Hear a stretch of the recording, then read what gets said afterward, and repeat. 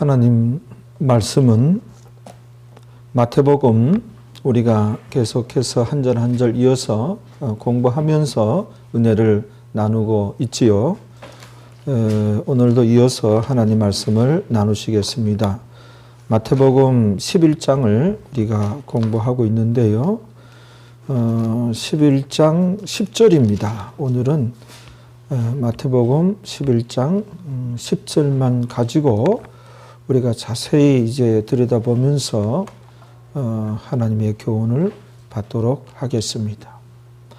마태복음 11장 10절을 다 찾아주시기 바랍니다.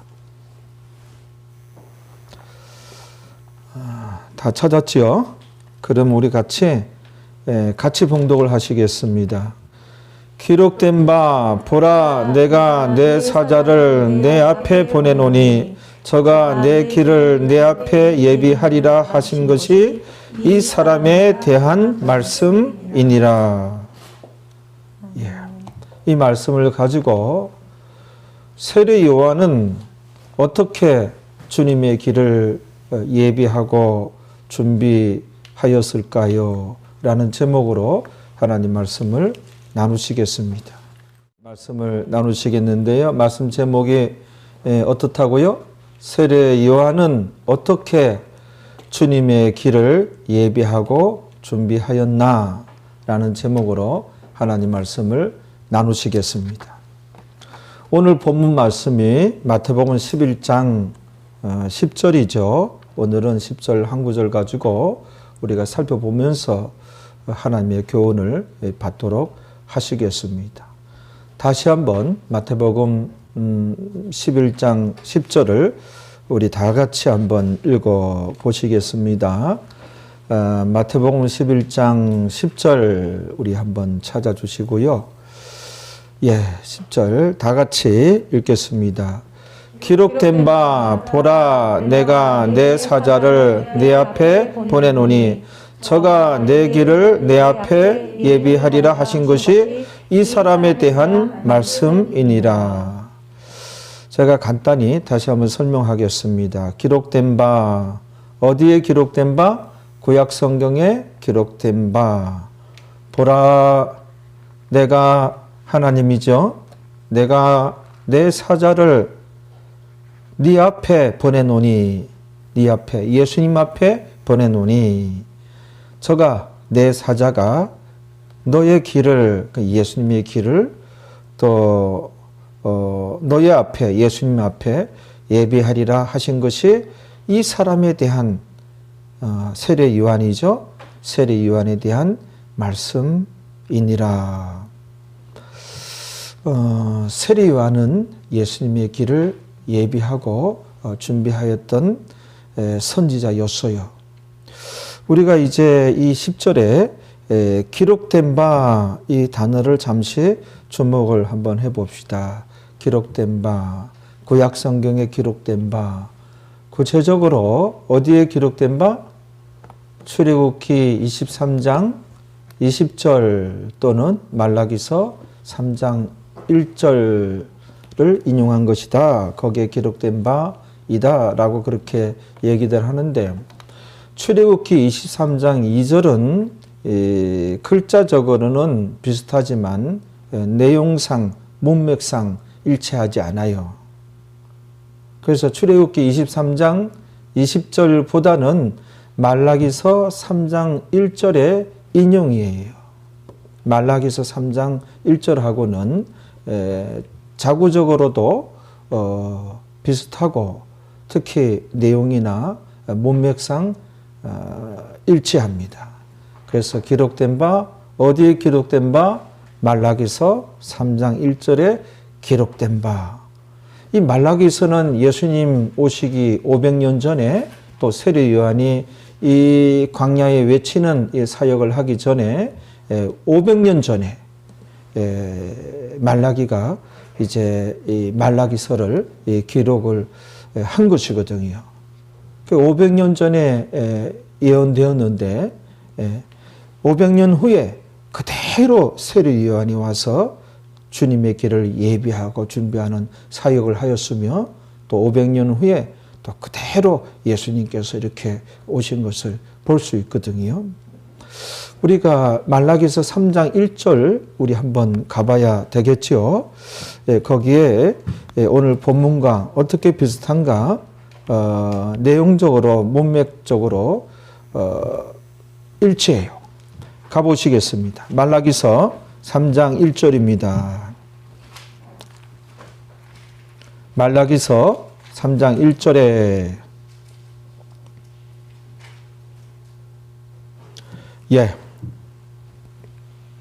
우리 같이 한번 읽어봅니다.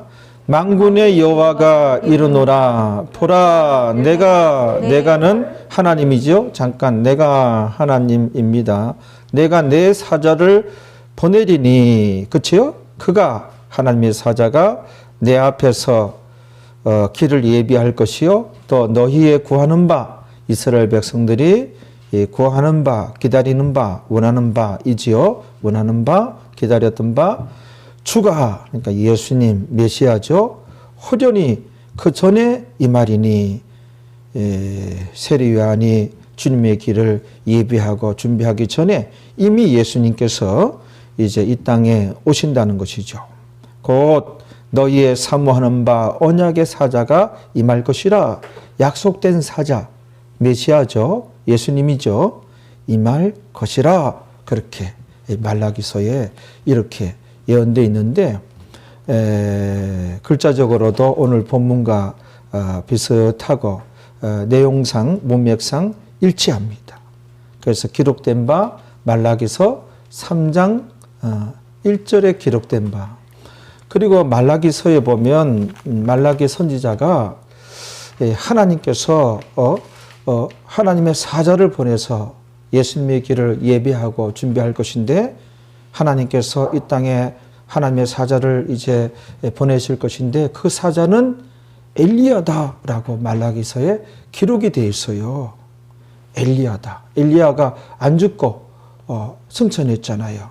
그 엘리야가 이제 다시 와가지고 이 땅에 와가지고 주님의 길을 예비하고 준비할 것이다. 하나님의 사자는 엘리야다. 말라기서에 그렇게 되어 있어요. 근데 예수님께서 오늘 본문 밑에 보면 말라기 선지자가 얘기한 하나님의 사자, 그 사자는 엘리야라고 했는데 세례 요한이 그 엘리야다. 예수님께서 그렇게 말씀을 하셨어요. 그러니까 정확하게 기록된 바 말라기서 3장 1절에 기록된 바 우리 그것도 이제 한번 확인해 볼까요? 말라기 선지자가 말라기서에서 하나님의 사자를 이제 하나님께서 보내실 것이다. 그래서 그 사자가 이제 주님의 길을 예비하고 준비할 것이다. 근데 그 사자는 엘리야다. 엘리야를 하나님께서 이 땅에 보내실 것이다. 말라기서 어디 나오죠? 4장 5절이에요. 4장 5절을 한번 가보세요. 성경이 이렇게 다 연결되어 있어요. 요 짝을 이제 찾아가 보면 참 이 성경 공부가 재미있어요. 말라기서 4장 5절에 한번 읽어보세요. 시작. 보라, 여호와의 크고 두려운 날이 이르기 전에 내가 선지 엘리야를 너희에게 보내리니. 그러니까는 말라기 선지자는 하나님께서 하나님의 사자를 이 땅에 보낼 것인데 그 하나님의 사자는 엘리야다 얘기했는데 예수님께서는 오늘 본문 밑에 14절인가 거기 보면 세례 요한이 그 엘리야다 그렇게 말씀해요. 그게 참 흥미로운 장면인데 오늘 본문 마태복음 11장 10절인데요. 그 밑에 14절에 가보세요. 14절 또 한번 찾아봅니다. 14절에 다 찾아보세요. 자, 14절 읽어보세요. 만일 너희가 즐겨 받을진대 오리라 한 엘리야가 곧 이 사람이니라 세례 요한 자, 아무튼 오늘 본문에서는 큰 두 가지 교훈을 받을 수 있습니다. 첫째는 하나님의 말씀은 반드시 실현된다, 이루어진다, 성취된다라는 것을 우리에게 가르치는 거예요. 말라기 선지자가 이 말라기서를 이제 이렇게 기록을 한 것은 예수님 오시기 500년 전에, 약 500년 전에 이렇게 말라기서를 기록했어요. 말라기서에 예수님에 관해서 세례 요한의 사역에 대해서 이렇게 예언되어져 있는데 500년 후에 그대로 성취되고 그대로 이루어지고 그대로 실현되는 것을 우리가 찾아보았습니다. 그러므로 여러분, 하나님 말씀은 전적으로 우리가 받아들여야 되고 전적으로 하나님 말씀은 우리가 또 믿어야 되고 하나님 말씀에 전적으로 순종해야 합니다. 할렐루야. 그래서 우리는 하나님 말씀대로 우리가 신앙생활을 하기 위해서 힘써야 되고 하나님 말씀대로 살아가기 위해서 우리가 힘쓰는 우리가 되어야 할 줄로 믿습니다. 하나님 말씀은 반드시 성취되고 반드시 이루어집니다. 하나님 말씀을 전적으로 믿고 전적으로 받아들이고 전적으로 순종하는 우리가 되어야 할 줄로 믿습니다. 두 번째는 실로 세례 요한은 우리 예수님의 길을 예비하고 준비하였던 선지자였습니다. 그러면 세례 요한은 구체적으로 어떻게 우리 예수님의 길을 예비하고 준비하였을까요? 어떻게 주님의 길을 예비하고 준비하였을까요? 세례 요한은 우리 예수님의 길을 예비하고 준비하였던 선지자다, 그렇게 얘기들 하잖아요. 그럼 어떻게 구체적으로 주님의 길을 예비하고 준비하였을까요? 세례 요한이 광야에서 외치는 소리였잖아요. 광야에서 외쳐 사역을 했잖아요. 우리와 같은 그런 하나님의 메시지를 전했잖아요. 그게 바로 주님의 길을 예비하고 준비하였던 세례 요한의 사역이에요. 그 광야에서 이스라엘 백성들을 향하여 외침으로 주님의 길을 예비하고 준비했어요. 세례 요한이 광야에서 외쳤던 소리는 우리와 같은 천둥과 같은 실로 하나님의 메시지였어요. 물론 그 많은 군중들이 들을 수 있을 정도로 큰 목소리였지만 그것보다는 들었던 이스라엘 백성들 심령에 들리기에 천둥과 같은 하나님의 메시지로 들렸던 거예요. 그래서 그 자리에서 엄청 많이 그들이 회개하고 은혜 받고 감동받았으나 지난주 설교와 마찬가지로 그 이후가 그 다음이 없었던 거예요. 끊임없는 회개 열매가 있어야 되고 거룩한 선택과 거룩한 결정이 있어야 되고 회개의 열매들을 맺어서 걷게 하는 그 영적 그 진리애로, 깊은 진리애로 이룰 수 있는 주의 백성들이 되어야 되는데 그 자리에서 은혜 받고 감동받고 그리고 회개 눈물을 흘리고 그것뿐이었어요. 그 이후 그 다음이 없었던 것이죠. 아무튼 그 당시에는 정말 그들 심령에 정말 천둥과 같이 와닿았던, 내리꽂혔던 하나님의 큰 음성이요 메시지였던 것이죠. 그때 세례 요한이 외쳤던 그 내용들이 이제 이 구체적으로 주님을 예비하고 준비하였던 세례 요한의 사역인데요. 어떤 내용이었는가 하면은 우리 예수님 곧 오십니다. 예수님 곧 오시니 그 예수님 맞을 준비를 하라. 광야에서.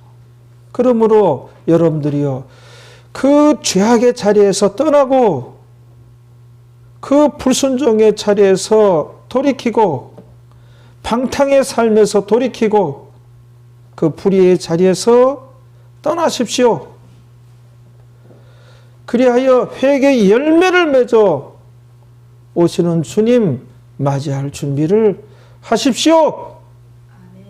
그리고 속화되지 말고 성화되십시오. 제대로 신앙생활을 하라. 특히 인본주의 신앙에서 신본주의 신앙으로 이동하십시오. 주님 곧 오십니다. 주님 맞을 준비를 하십시오. 이렇게 외쳤거든요. 광야에서. 특히 회개를 촉구했어요. 회개의 열매를 촉구했어요. 또 제대로 신앙생활 할 것을 촉구했어요. 그 죄악의 자리에서 떠나라. 방탕의 삶에서 떠나라. 불순종의 자리에서 돌이키라.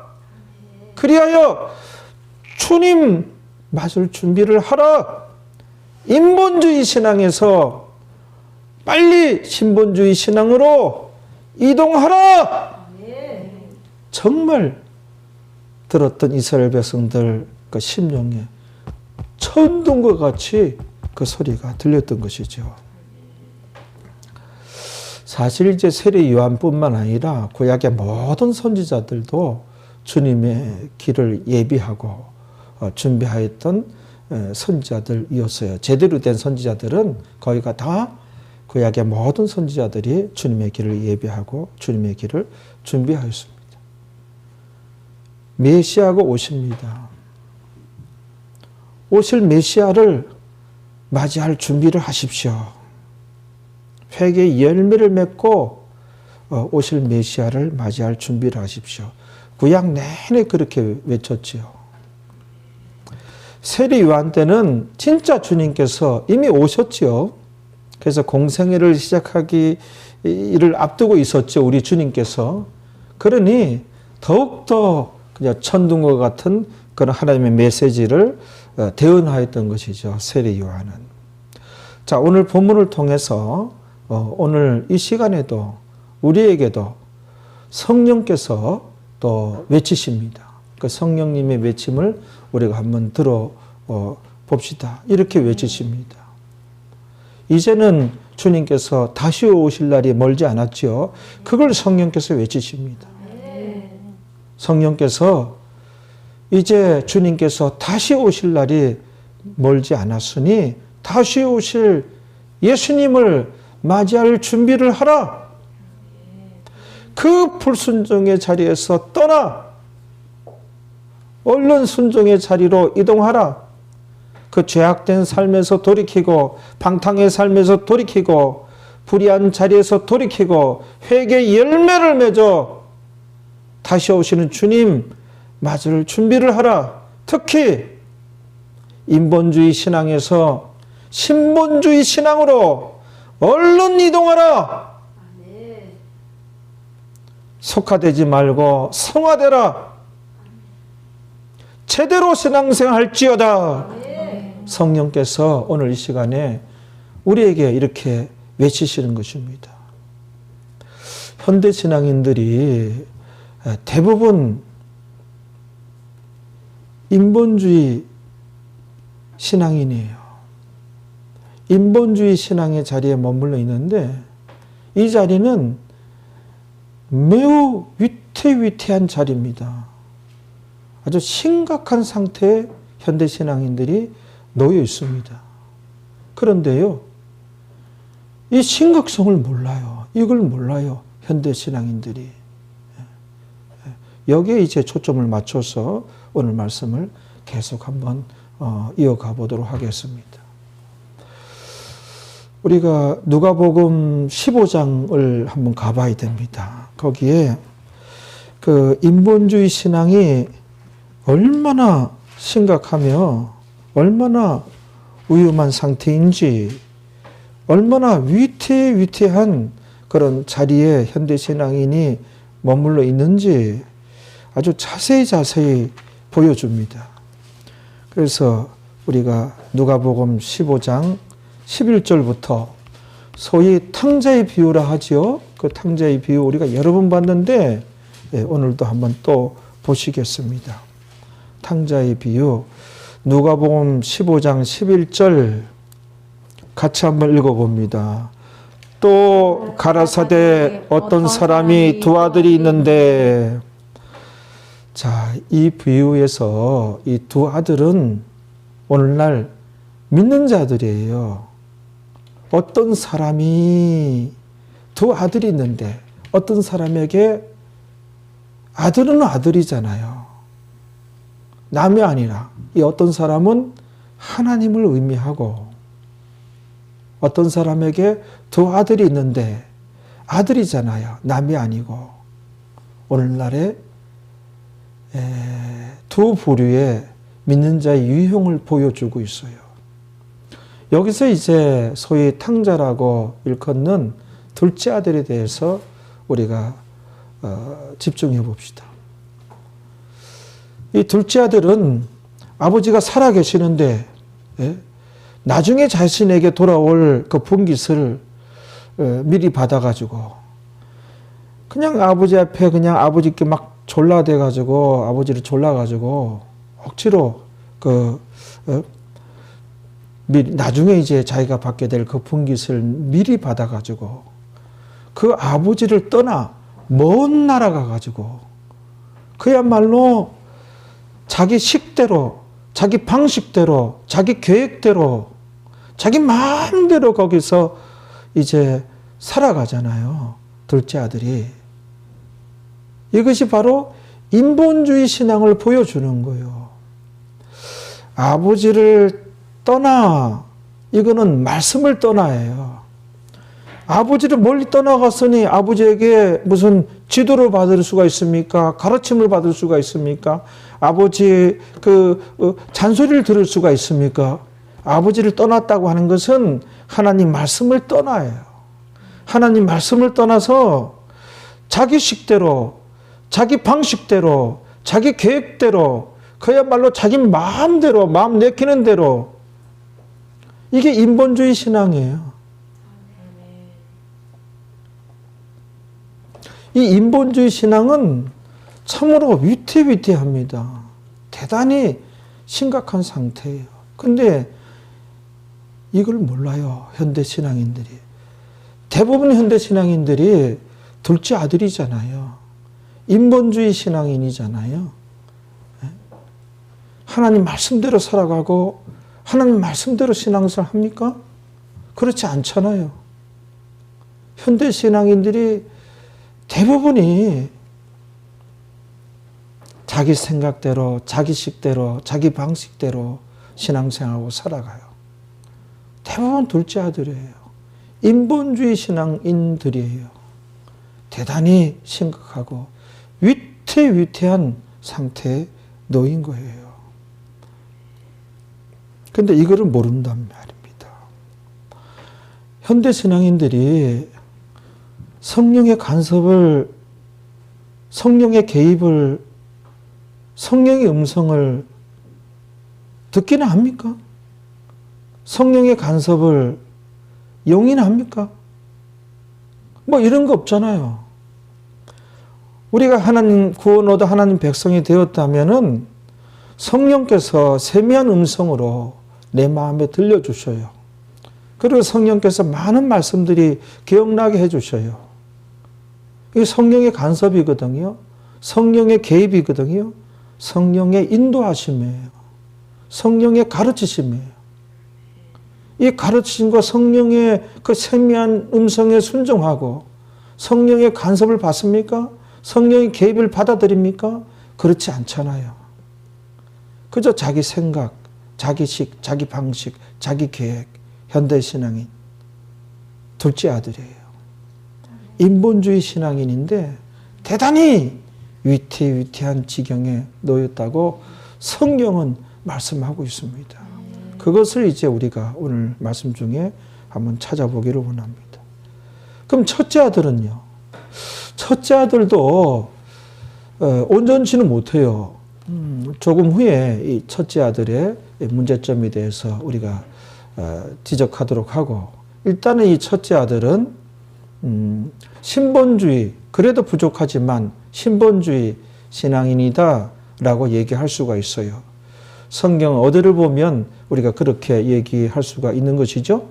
어디에 나와요? 누가복음 15장 29절 보면, 15장 29절을 보면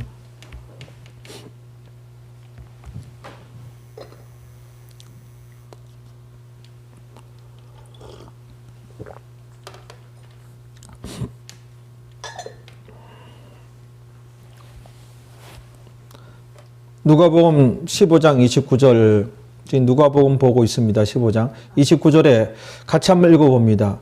아버지께 대답하여 가로되, 첫째 아들이죠. 첫째 아들이 아버지께 대답하여 가로되, 내가 여러 해 아버지를 섬겼잖아요. 여러 해. 또 명을 어김이 없거늘. 그래요. 그래도 이 첫째 아들은, 물론 첫째 아들에게 중대한 결함이 있긴 있어요. 그러나 신본주의 신앙생활을 그래도 부족하지만 추구하였던 첫째 아들이다, 이렇게 볼 수가 있어요. 보면 여러 해 동안에 아버지 곁에 있으면서 그 아버지를 섬겼어요. 섬겼다. 그런데 아버지 섬겼다고 하는 것은 아버지의 말씀을 받들었다는 거예요. 말씀을 이제 순종했다는 거예요. 그 다음에 아버지를 섬겨 여러 해 동안에, 그 다음에 명을 어긴 것이 없거늘, 어김이 없거늘, 아버지의 명령을, 말씀을 어긴 적이 없어요. 그래서 아버지의 말씀을 받들고 아버지 말씀 안에서, 그래도 이 첫째 아들은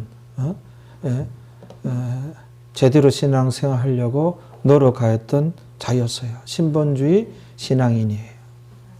계속해서 이 둘째 아들에 대해서 우리가 더 이제 들여다보겠습니다.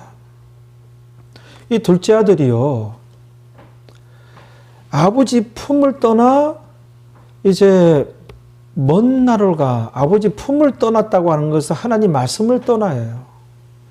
말씀을 신자들이 떠나서 자기 식대로 신앙생활을 하면 이게 굉장히 이제 이게 위태위태한 상태고 심각한 상태에 놓인 것인데, 왜 그래요? 자, 하나님께서 먼저 우리를 버리는 경우가 없습니다. 하나님의 자녀들을 하나님께서 먼저 버리는 경우가 없어요. 그런데 하나님의 자녀들이 하나님을 버리면 하나님께서도 신자들을 버리는 경우가 있다는 것이 성경이에요. 하나님의 자녀들이 하나님을 버리는 것은 또 무엇이죠? 우리가 말씀에 불순종할 때 말씀을 버리는 것이고, 그건 하나님을 버리는 것이다, 성경에 나와요. 그러면 하나님께서도 우리 신자들을 버리기도 하셔요. 둘째 아들이 그래서 인본주의 신앙이 매우 심각하고 매우 위험하며 위태위태한 상태이에요. 위태위태한 상태예요. 이거를 오늘날 신자들이 알아야 돼요. 언제 이들은 타락할지 모르는 거예요. 언제 속화될지 모르는 거예요. 매우 위태위태한 상태에 놓인 거예요. 주님 곧 다시 오시는데, 다시 오시는 주님 맞이할 준비를 하라. 그럼 성령께서 외치는 소리가 무엇이겠어요? 성령께서 얼른 그 인본주의 신앙에서 신본주의 신앙으로 이동하라. 인본주의라고 하는 것은 이 세상에서는 참 최고 수준의 가치예요. 인본주의, 사람 중심주의. 이 사회가 가면 갈수록 사람 중심주의, 사람의 모든 그 인격, 인권을 존중하는 민주화되면 될수록, 선진국이 되면 될수록 사람이라는 단 그 이유 하나 때문에 아주 존중받는 그런 사회, 이 세상에선 최고의 가치죠. 그러나 신앙의 세계에 들어와서는 우리가 그 인본주의는 상대적인 가치가 되고 절대적인 가치가 있으니 그게 뭐라고요? 신본주의예요. 하나님 중심주의, 하나님 말씀 중심주의. 신앙생활을 어찌하든지 하나님 말씀대로 하고자 해야 되고 살아가는 것도 하나님 말씀에 입각하여 살아가고자 우리가 힘을 써야 돼요. 얼른 그 인본주의 신앙에서 신본주의 신앙으로 이동해야 돼요. 인본주의 신앙이 왜 위태위태하고 굉장히 심각한가? 거기는 내 식대로, 내 방식대로, 내 마음대로, 내 생각대로, 내 계획대로이잖아요. 하나님 말씀대로가 아니라. 그러면 하나님 말씀에 대해서 습관적인 불순종이 되는데 그러면 하나님을 버리는 경우에 해당되어지는 거예요. 그러면 하나님께서도 그 사람을 버리시는 거예요. 성경 어디 나오죠? 이런 내용들이? 우리가 여러 번 봤는데 오늘 또 살펴봅니다. 사무엘상 15장 23절 가봅니다. 사무엘상 15장 23절 한번 같이 읽습니다.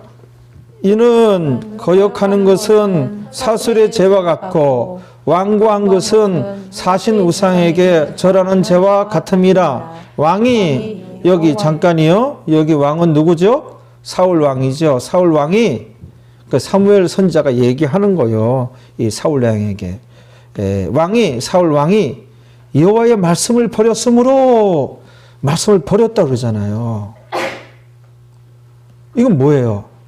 사울 왕이 하나님 말씀에 불순종한 것이잖아요. 불순종했잖아요. 그걸 이제 여호와의 말씀을 버렸으므로 그런 거예요.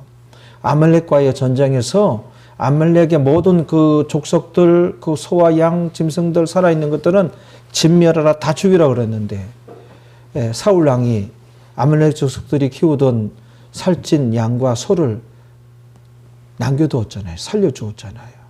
나중에 자신들이 쓰려고. 어쨌든 하나님 말씀에 불순종했잖아요. 근데 성경은 사울 왕이 여호와의 말씀을 버렸으므로 여호와께서도 왕을 버려!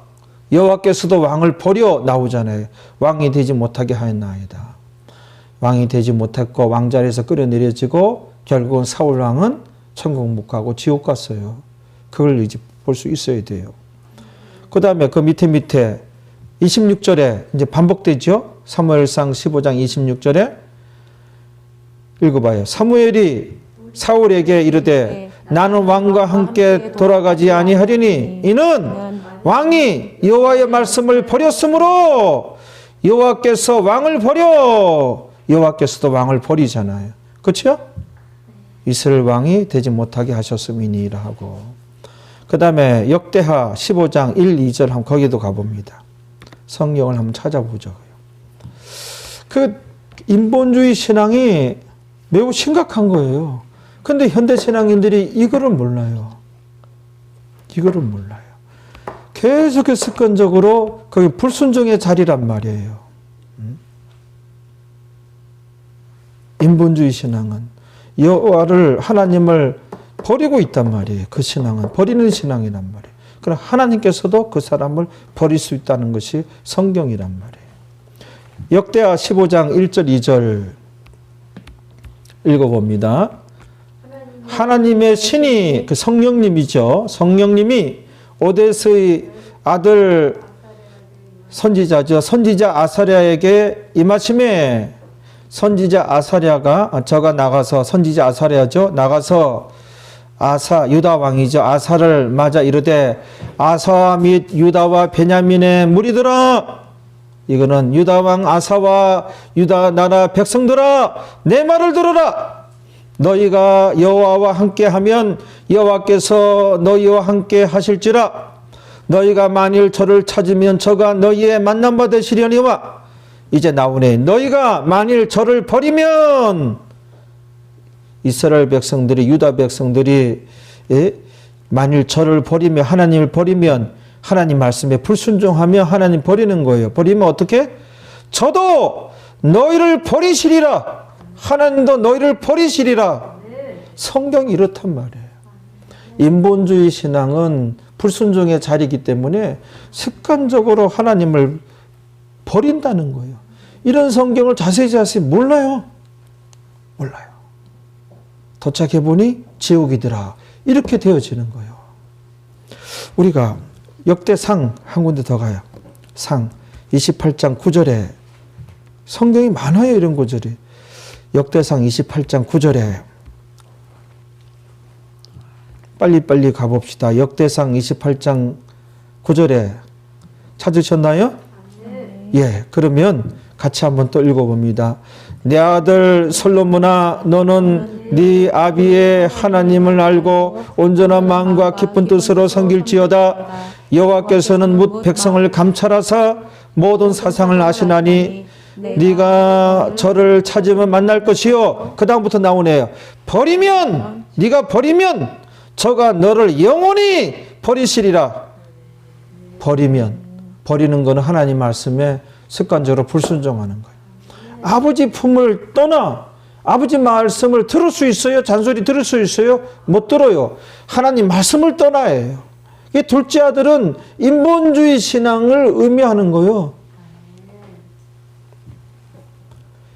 여기서 봐요. 버리면 저가 너를 영원히 버리시리라. 영원히 버리시리라. 한 군데 더 봐요. 호세아서 4장 6절 성경을 찾아봅시다. 빨리 찾아봅시다. 호세아서 4장 6절.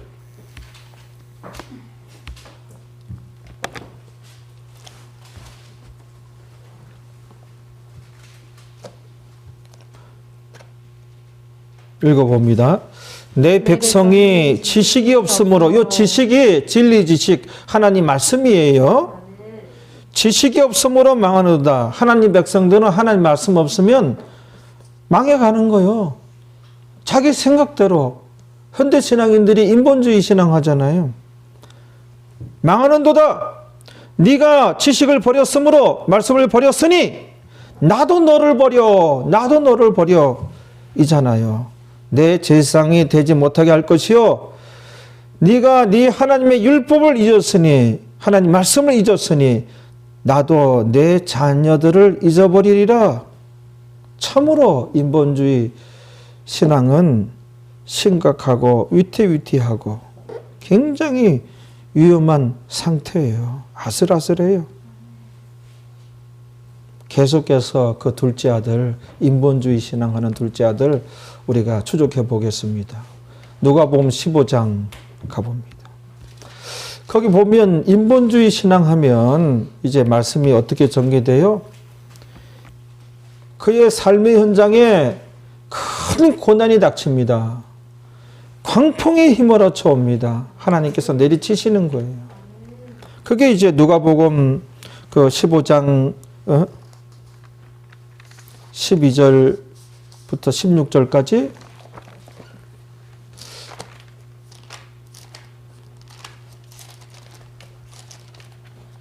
(15장) 12절부터 13절부터 한번 읽어봅니다. 시작. 그 후 며칠이 못되어 둘째 아들이 재물을 다 모아가지고 먼 나라에 가 거기서 허랑방탕하여 그 재산을 허비하더니 다 없이 한 후 그 나라에 크게 흉년이 들어 저가 비로소 궁핍한지라. 여기서의 우리가 땡깡 기도에 대해서도 우리가 공부를 나누었잖아요. 대한민국 어떻게 가르쳐요? 땡깡 놓아서라도 하나님께 얻으라고, 문제 해결 보더라고.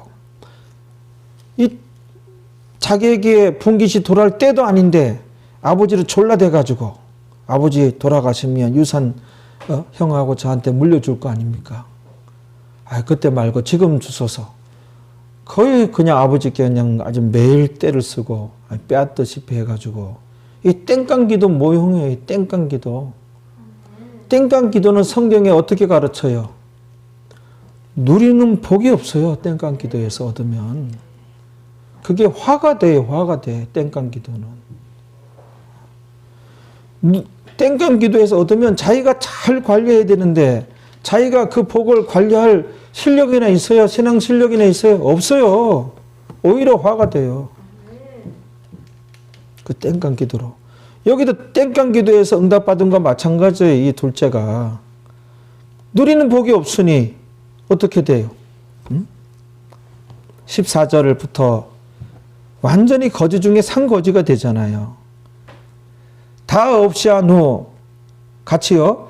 그 나라에 크게 흉년이 들어 저가 비로소 궁핍한지라 가서 그 나라 백성 중 하나에게 붙여 사니 그가 저를 둘러보내어 돼지를 치게 하였는데 저가 돼지 먹는 쥐염 열매를 배를 채우고자 하되 주는 자가 없는지라. 큰 고난에 처하잖아요. 인본주의 하면 이렇게 큰 고난이 닥쳐옵니다.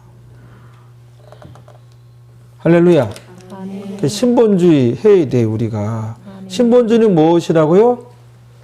하나님 중심주의, 하나님 말씀 중심주의. 어떻게든 하나님 말씀대로 신앙생활하고 말씀대로 살아가기 위해서 우리가 힘쓸 때 신본주의 신앙이에요. 아무튼 이렇게 우리 믿는 자들에게 큰 환난이 닥치고 큰 고난이 닥치면 무슨 메시지라? 무슨 사인이라? 하나님께서 회개하라는 사인이에요. 대개가 그래요. 여러분들 신앙생활 때 큰 환난이 닥치면 하나님께서 회개하라는 사인이에요. 그렇게 보면 거의 맞아요. 그때 진정으로 온전한 회개를 하면 모든 것이 회복되어집니다. 우리가 또 여기서 찾을 수 있죠. 모든 것이 회복되어지는 장면이. 누가복음 15장 우리가 봅시다. 그래서 17절부터 19절까지 회개 중에 회예요. 누이칠 회, 누이치는 거예요. 이 회만 하면 안 된다 그랬죠? 20절이 회개 중에 개예요. 고칠 개. 회와 개가 있어야 대부분 한국의 기독교인들은 회만 해요. 누이칠 회. 울며 불며 잘못했다 그러고 그게 온전한 회개인 줄 알고 회만 하는 거예요. 개가 있어야 돼요. 돌아서야 돼요. 유턴해야 돼요. 그 짓을 하지 말아야 돼요. 이제 끊어야 돼요. 어떤 실천이 있어야 돼요. 그게 회개의 열매다라고도 얘기하는 거예요. 그래서 쭉 20절까지 읽어봐요. 17절, 18절, 19절은 회예요. 시작. 이에 스스로 돌이켜 가로되 내 아버지에게는 양식이 풍족한 품꾼이 얼마나 많은고 나는 여기서 주려 죽는구나. 내가 일어나 아버지께 가서 이르기를 아버지여 내가 하늘과 아버지께 죄를 얻어 사오니 지금부터는 아버지의 아들이라 일컬음을 감당치 못하겠나이다. 나를 품꾼의 하나로 보소서 하리라 하고 이게 회한 거예요. 이제 20절이 개예요. 이러면 온전한 회개 열매를 맺는 거예요. 21절부터는 모든 것이 22절, 23절 회복되어지잖아요. 온전한 회개가 있어야 됩니다. 그러면 모든 것이 회복되어집니다. 할렐루야. 아멘. 그래서 이제 20절을 보세요. 20절이 뭐냐면은 또 인본주의 신앙에서 뭐예요? 신본주의 신앙으로 이동하는 장면이에요. 이동하는 장면. 인본주의 신앙에서 신본주의 신앙으로 회개하면 이 아버지가 얼마나 기다렸는지 그거는 하나님 아버지께서 인본주의 신앙에서 언제나 이들이 나의 자녀들이 신본주의 신앙으로 이동할까 그 기다리시는 하나님 아버지의 마음이에요. 그걸 볼 수 있어야 돼요. 이 아버지가 굉장히 아들을 기다리고 굉장히 기뻐하잖아요. 여러분들이요 인본주의 신앙에서 얼른 신본주의 신앙으로 이동하십시오. 하나님 굉장히 기뻐하십니다. 20절에 이 아버지의 모습이에요. 읽어봐요. 이에 일어나 아버지께로 돌아가니라. 유턴이 있잖아요. 이게 개예요. 회개 열매를 맺고 있어요. 그랬더니 돌아가리라 하고 진정한 회개를 하니 아직도 상거가 먼데 이 아들과 아버지 사이가 아직도 서로 간의 거리가 멀어요. 그런데 아버지가 저를 보고 아버지가 항상 마을 어귀에 나와서 집 나간 둘째 아들 언제 돌아올까 기다리고 있었던 거예요. 이거는 학수고대하고 있었던 거예요. 목이 빠지라 하고 기다리고 있었던 거예요. 이거는 인본주의 신앙에서 신본주의 신앙으로 돌아오기를 학수고대하고 계시는 아버지의 모습이고 하나님 아버지의 마음이에요. 아시기 바랍니다. 할렐루야. 아멘. 아버지가 저를 먼저 보잖아요. 이게 항상 나와 있는 거예요. 아버지가 얼른 인본주의 신앙에서 신본주의 신앙으로 돌아서기 바랍니다. 돌아서면 뭐예요? 진정한 회개를 하면 측은히 여겨, 이게 불쌍히 여겨, 긍휼히 여겨. 그럼 다 된 거 아닙니까? 하나님께서 피조물인 우리가 하나님께서 긍휼히 여기면 이제 은혜가 임하는 거예요. 하나님께서 긍휼히 여겨서 예수님 보내주신 것이거든요. 그 예수님 말미암아 구원을 얻은 거거든요. 그 하나님의 긍휼이거든요. 예수님의 긍휼이거든요. 그 다음에 신자가 온전한 회개를 했을 때 인본주의 신앙에서 신본주의 신앙으로 돌아섰을 때 어떻게 해요? 측은히 여겨. 긍휼히 여겨요. 긍휼히 여기면 은혜가 임합니다. 하나님과 함께하는 삶이 되는 겁니다. 긍휼히 여겨 달려가. 아버지가 달려가 목을 안고 입을 맞추니 얼마나 기뻐하십니까? 할렐루야. 아멘.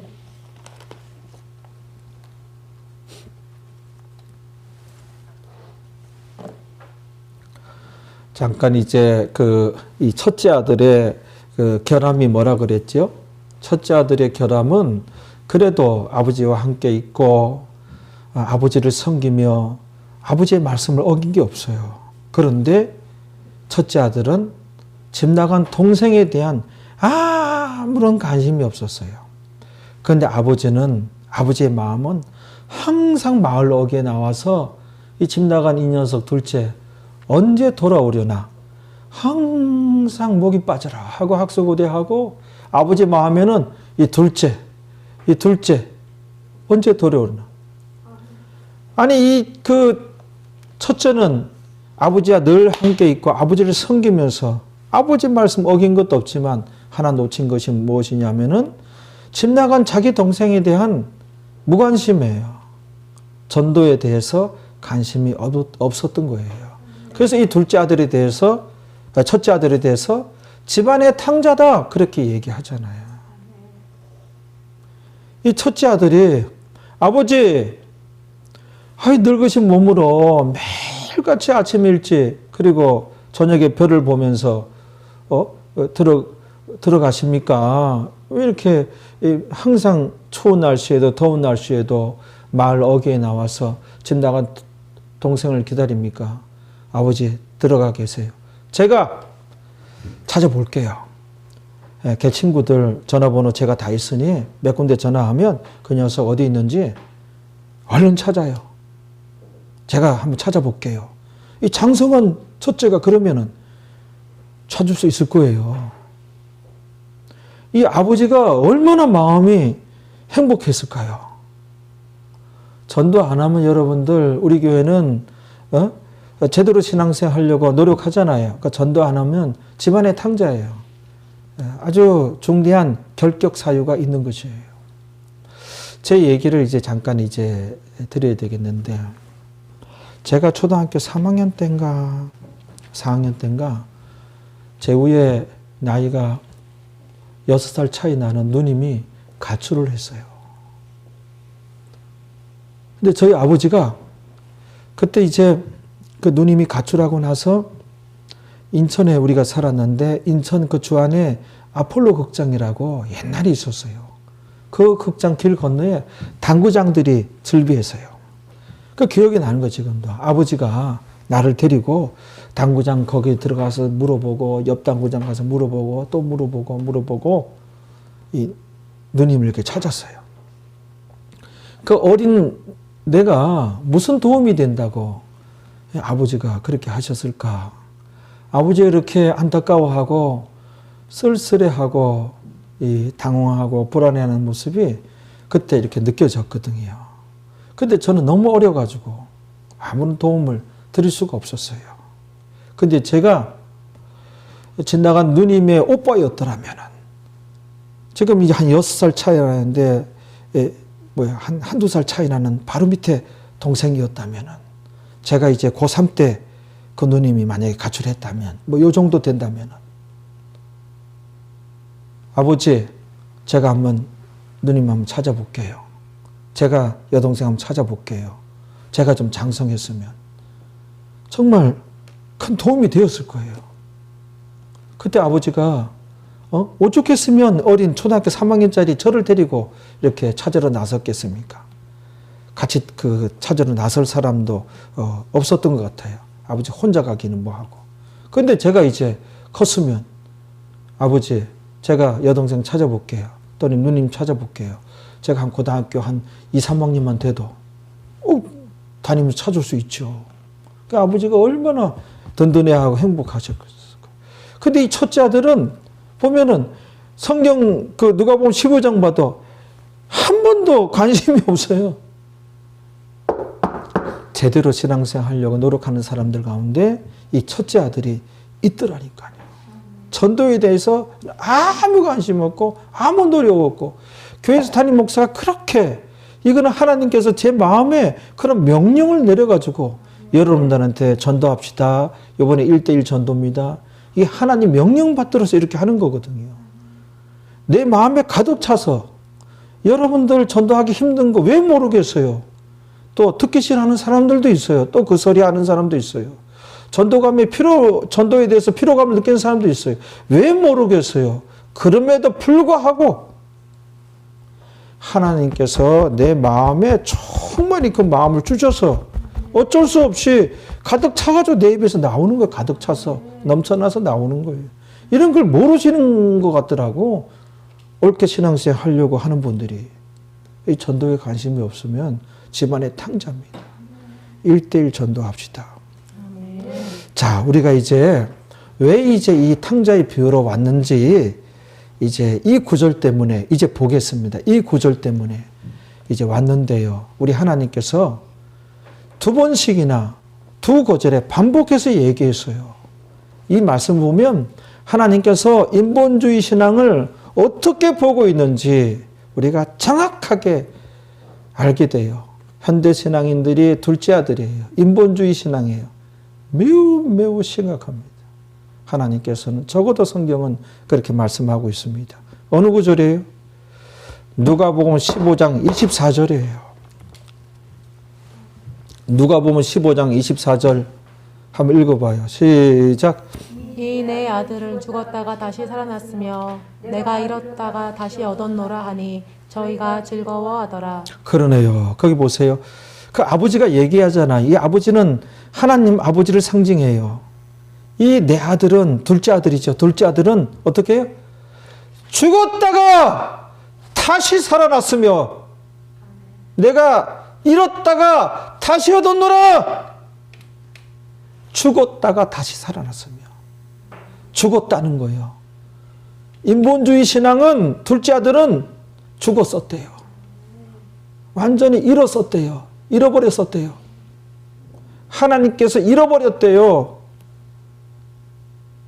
죽었었다. 죽었다.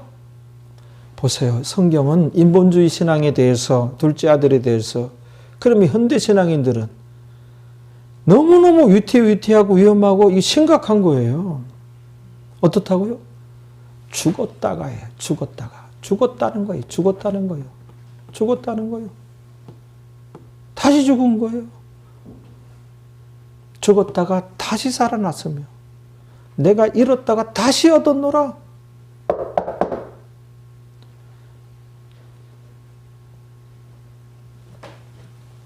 신앙의 현주소를 몰라요. 현대신앙인들이.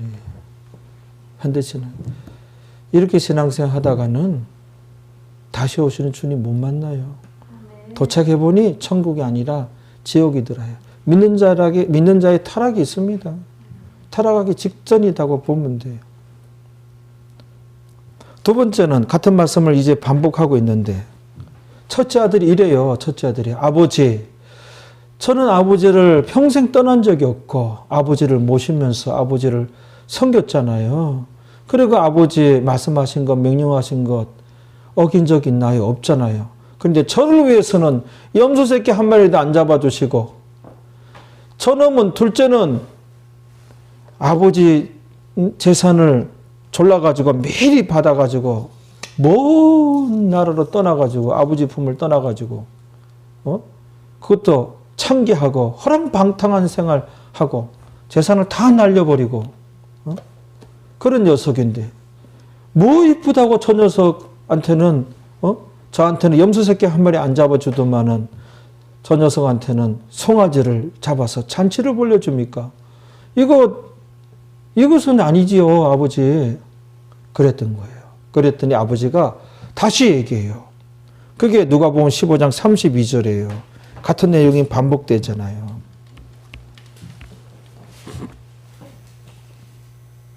반복되잖아요. 뭐라 그래요? 아버지가 뭐라 그래? 아버지가 그런 거예요. 하나님의 음성입니다.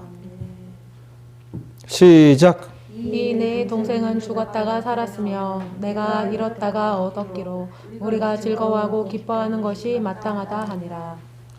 이 탕자가 이제 돌아왔을 때 너의 동생은 죽었다가 다시 살아났으며 죽었대요. 인본주의 신앙은 거의 죽음의 자리예요. 얼마나 심각한 자리입니까? 근데 이거를 모른다는 거예요. 죽었다가 다시 살아났으며 잃었다가 내가 다시 얻었노라. 그렇죠? 그래서 대부분 인본주의 신앙이잖아요. 여러분들은 인본주의 신앙입니까? 신본주의 신앙입니까? 성령께서 이 시간에 외칩니다. 강력하게. 인본주의 신앙에서 얼른 빨리 신본주의 신앙으로 이동하라. 주님 곧 다시 오신다. 예. 그 다음에 이제 결론적으로 봐야 할 것이 우리가 그 아버지가 하나님께서 당신 자신을 포함해서 첫째 아들도 둘째 아들도 오늘날 우리 성도들까지 우리가 어떻게 해요? 즐거워하고 기뻐하는 것이 마땅하다. 우리가 즐거워하고 기뻐하는 것이 마땅하다. 이 말씀 주목합시다. 여러분, 우리가 어찌하든지 신앙인은 하나님의 기쁨이 되고자 우리가 노력해야 돼요. 하나님께 영광 올려드리고자 힘써야 돼요. 그러면 인본주의 신앙에서 신본주의 신앙으로 돌아오면 우리가 즐거워하고 기뻐하는 것이 마땅하도다. 하나님도 포함이 되잖아요. 자, 우리가 하나님께 기쁨을 드려야 할 줄로 믿습니다. 하나님께서 기뻐하시는 신앙인이 되어야 할 줄로 믿습니다. 하나님께 영광을 올리는 신앙이 되어야 할 줄로 믿습니다. 그러기 위해서는 우리가 어떻게 하면 인본주의 신앙에서 신본주의 신앙으로 이동하면 하나님께서 굉장히 기뻐하십니다. 여러분들의 신앙의 현주소는 어디입니까? 인본주의 신앙입니까? 신본주의 신앙입니까? 인본주의 신앙에서 신본주의 신앙으로 얼른 이동하십시오. 다 같이 기도하시겠습니다.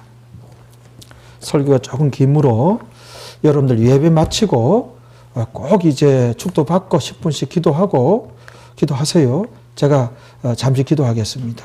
아버지 하나님, 현대 신앙인들이 참 신앙생활 모습이 위태위태합니다. 현대 신앙인들이 바로 둘째 아들이요, 인본주의 신앙의 자리에 머물러 있습니다. 이 신앙의 현주소가 얼마나 심각하며 위태위태하며 위험한 자리인지 오늘 이 시간에 보여주시고 일깨워 주시니 참으로 감사합니다. 오늘 말씀을 듣는 주의 백성들은 인본주의 신앙에서 비로소 신본주의 신앙으로 이동하게 될 줄로 믿습니다. 얼른 이동하게 될 줄로 믿습니다. 하루빨리 얼른 이동하십시오. 이동하십시오. 인본주의 신앙에서 내 식대로, 내 방식대로, 내 계획대로, 내 마음대로 신앙생활하는 그 불순종의 자리에서, 말씀이 없는 자리에서 순종의 자리로 신본주의 신앙으로 얼른 이동하십시오. 아버지 하나님, 신본주의 신앙으로 이동할 수 있도록 주의 백성들 도와주시고 성령 하나님 역사하여 주옵소서. 그리하여 하나님께 큰 영광을 올려드리고 하나님께 기쁨 드리는 이 시간 말씀 들은 주의 백성들 되어질 수 있도록 은총을 베풀어 주옵소서. 이 모든 것 예수님의 이름으로 기도하옵나이다. 아멘.